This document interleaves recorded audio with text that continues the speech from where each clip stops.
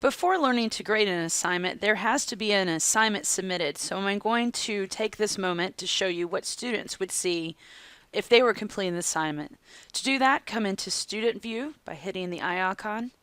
Now that it's opened up, we'll navigate back to our assignment. Here it is. So click on it to open, and here students will receive the due date, the possible points, all of your clear instructions. As they scroll down, they have the option to either write submission, and let me click on that, and a text box opens where they can write directly into the text box or copy and paste from elsewhere, or they can choose to submit by browsing their computer and attaching a file.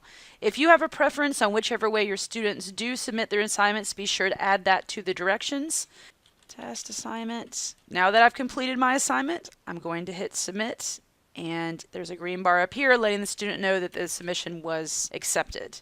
They also have a grading feedback section here, which is what we're going to get to next. So to grade the assignment, I'm going to exit Student Preview. I'll come down to my control panel and open up the Grade Center and go into Needs Grading. There will be a list of all the outstanding items you need to grade found in this Needs Grading section, and you can filter them by clicking on this. So if you have multiple items, they can come down and you can select one so you continue grading the same item, which will make grading easier. In this case, we only have one assignment, and if I select the highlighted user attempt, it'll open for me, where I can see the assignment if they wrote it in the text box as I did, or often a Word document that is attached will open in this box as well. I can hit the arrow here to offer feedback to my learners.